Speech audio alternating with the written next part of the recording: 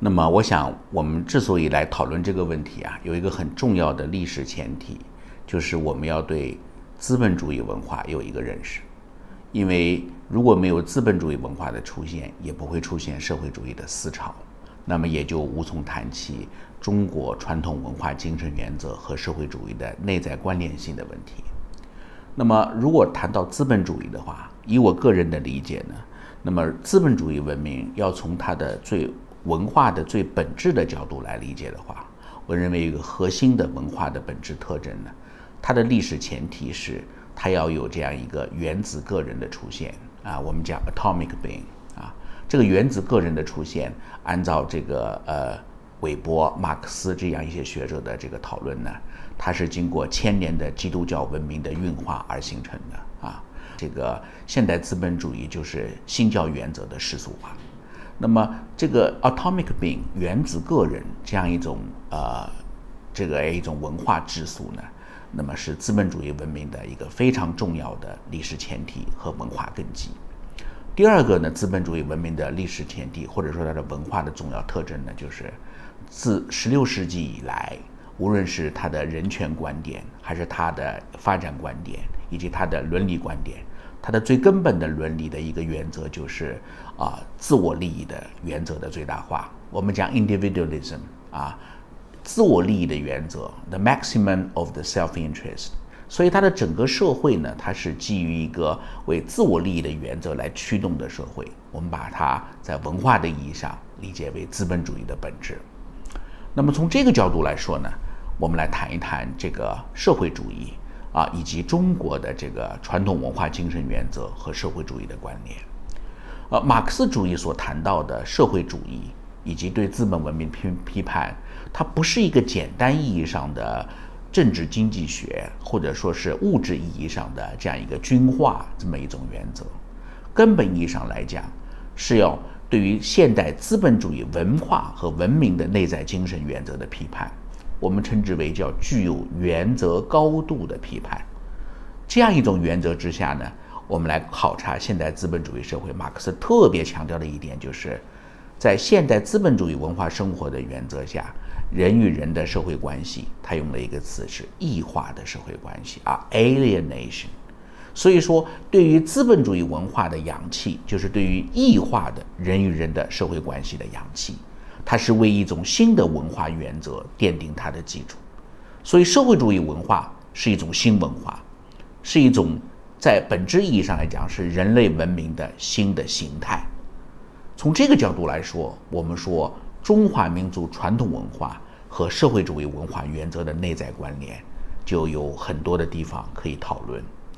但我觉得呢，有这样的2点呢，最需要我们强调。第一点呢，如果说资本主义文化原则是 individualism 个人原则为前提的，那么与之相对的社会主义文化的原则，毫无疑问它是强调这样一种群体原则，或者是我们讲集体原则collectivism。这样呢，从中国文化的源头来看无论是历史学家还是这个文化人类学家都普遍认同，在中华民族的这个源远流长的历史文化当中，它有一个非常重要的文化特征。这个特征在公元前2000年就已经非常明显的呈现出来了，就是它是在这个原始文化，甚至于这个新石器时代，它就逐渐形成的是一个氏族血缘关系为主导的社会伦理结构。那么这样一种氏族血缘关系为主导的社会伦理结构呢，奠定了中华民族文化的最重要的一个文化特征。这个特征在后来的历史当中，它演变为家庭关系，也就是我们讲国家、个人和家庭中国的学者梁漱溟先生的观点我非常同意。他说，在中国传统文化的精神结构和它的社会结构当中，家庭关系或者是血缘关系、家族关系，它是中国文化精神伦理结构基石当中的最重要的一个特点。那么这个特点呢，也是中华民族与其他民族这个差异化的一个非常重要的一个特征。那么这个特征是我们今天来探讨社会主义的时候，所以说呢，中华民族在它的这个关于理想社会的建构当中，他特别强调的，比方说他谈到的社会形态就是小康、大同。那么这些社会形态呢，不是科学化的论证，它是一种和谐社会的美好精神生活和物质生活的表达形式它是一种 harmonious society。这种 harmonious society 的前提，恰恰是以人和人之间的这样一种相濡以沫的这样一种彼此依靠的这样一种和谐共生的人伦原则为前提的。所以说，我们讲这个common prosperity， 共同富裕社会主义强调共同富裕。那么共同富裕这个原则，在中国文化精神当中呢，如果我们比较早的来谈《论语》当中，这个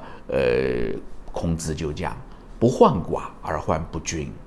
所以说我们不担心是一个 materialistically poor society， 但是我们担心的是一个 unequalized society。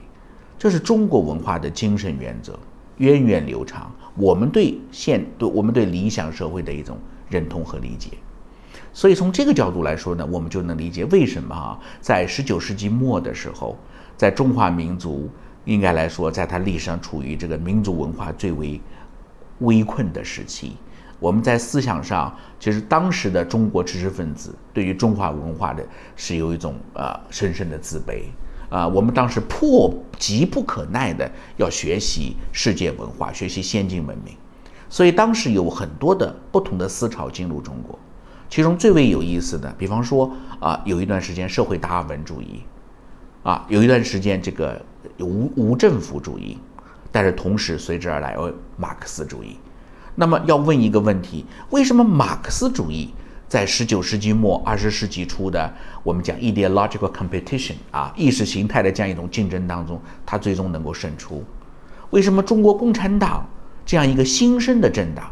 它最终能够团结和组织那样一个积贫积弱的中国，那样一个中国人民，能够赢得我们的中国革命的胜利，以及建设了我们的新的中国？它的思想源泉，它的思想旗帜是马克思主义这样一个社会主义性质特征的思想理论。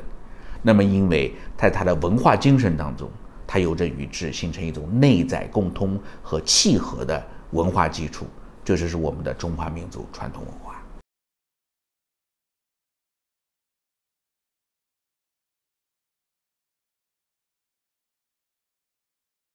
首先我想特别强调的一点，就是您谈到了这个 change 变化我想这个是我特别要强调的是，变化恰恰是中国文化精神原则或者中国哲学最基本的一个概念不叫概念，应该说它的一个思想的倾向、思想的特征中国最早一部体现中国文化意识形态的书就是《易经》The Book of Change。当时在德国18世纪一个莱布尼兹这样一个思想家，对他们研究的非常的深，德国的这个中国哲学的研究的传统也很深。那么这个 The Book of Change 当中特别强调了一个原则，叫做穷则变，变则通，通则久的这样一个原则。我们中国人也讲生生之为易。什么叫 change？ 就是生生不断的自我生成、自我发展。所以说无论是中国文化自身，还是中国共产党革命实践它的这个建设这个实践过程，它都是的确在面对新的历史语境、新的形势，在不断的自我调整、自我变化，在这个变化当中求得生存、发展和壮大。那么具体的来说呢，那么我觉着在我们提到20世纪初的那样一个中国知识界的思想意识形态的斗争，那么在这个过程当中，中国共产党也是一个在最初的时候我们也是在努力的借鉴和学习当时世界上的最重要的社会主义的思想，那么包括向苏联学习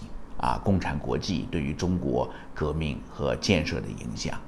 那么在这个建国初期的这个我们叫社会主义的建设的初期阶段呢，我们向苏联学习。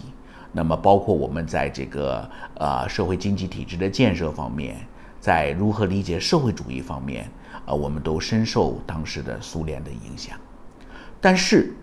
中国共产党人，以毛泽东同志为代表的第一代，以邓小平同志为代表的第二代，以及后来的一代一代的中国共产党人，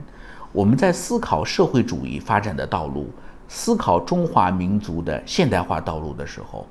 我认为也有一个不变的因素，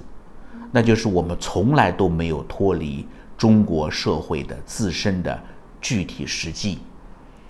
中国人或者说中华民族的智慧，为什么我们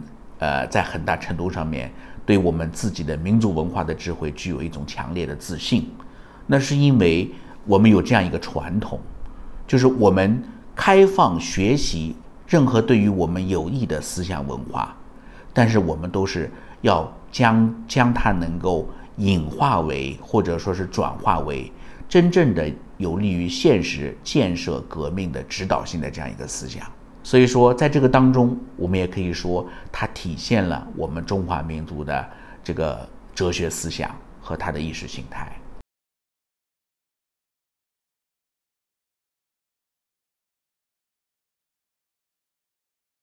毫无疑问，就是我们前面也讨论过了，中国的现代化的道路，中国共产党的具体的实践，我认为始终没有摆脱，从来都没有摆脱过向我们的传统文化精神学习这样一个基本的路向。那么我们举这样的几个方面的例子。第一个，我们党讲实事求是，实事求是是检验一切真理的标准。怎么理解实事求是？我想强调的是，实事求是不是说有一个理论在那里，我们去套用这个理论。实事求是是什么？是就具体的现实的具体的实际问题进行研究，并且在此基础之上总结经验，找到我们的正确的方式。所以向现实生活学习，研究现实具体的问题，而不是被那些抽象的概念所左右，这是我们中华民族非常重要的智慧形态，也是我们党的具体实践的一个重要的原则。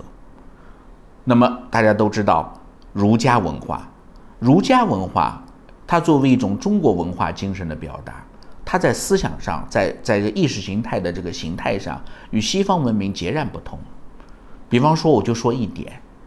在如何对待生活这个问题上，西方文化中苏格拉底认为理念高于生活，理念这个美德是一种知识，理念是高于生活的。但是中国人认为，真正的智慧、美德和智慧就来自于现实生活 （daily life）， 在现实具体生活当中，向生活学习，去挖掘生活的智慧，总结生活中的经验。这是我们的朴素自然，但是又恰恰极具现实生命力的一种智慧形态。我们党在这个意义上深谙其道。第二点呢，我想强调的就是这个中国文化思想当中有一个概念，就是同和异的关系。那么中国文化思想讲叫做同则不济，异则相生。什么意思呢？就是一个事物和另外一个事物如果是一样的，那么它集合在一起的时候，它没有创造新生事物的可能性。但是一个事物不断的借鉴和吸纳异质的事物，达到包容消化异质的事物，它就可以创造出未来的发展的可能性。在这个意义上，我认为中国共产党它的革命实践和它的建设过程充满着这样一种思想，就是 always ready to learn， 总是不断的要自我学习，总是要睁眼不断的看世界，如饥似渴的学习对于我们有益的古今中外的思想文化和发展建设的经验。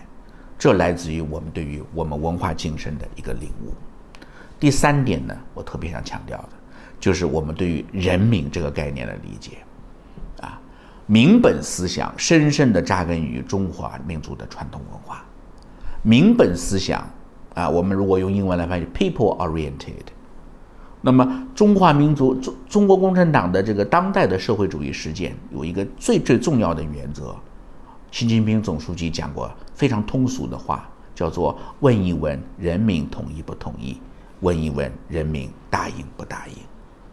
在西方政治文化传统当中，它有强烈的精英主义的色彩，但是在中华民族的政治文化智慧当中，民本思想是中国政治智慧的非常重要的一个基础和原则。中国共产党的现实生命力和它的实践的战斗力，都来自于我们对于人民的最内在的需求的理解和认识。如果说这个在具体的实践当中如果有一定的差异的话呢，我想那就是在具体的历史阶段，随着我们在不同的历史阶段，这个我们叫社会生活中的主要矛盾啊 ，the major or the primary social contradictions， 它已经发生改变了。它在不断的改变当中，我们就要不断的调整我们的政策。所以我们有中国特色社会主义40年的改革开放的历史过程，我们也有今天社会主义中国进入了一个新的历史时期，我们面对新的社会主要矛盾来调整和解决我们的社会主要矛盾。这就是我们向文化向传统学习，结合我们的实际的过程。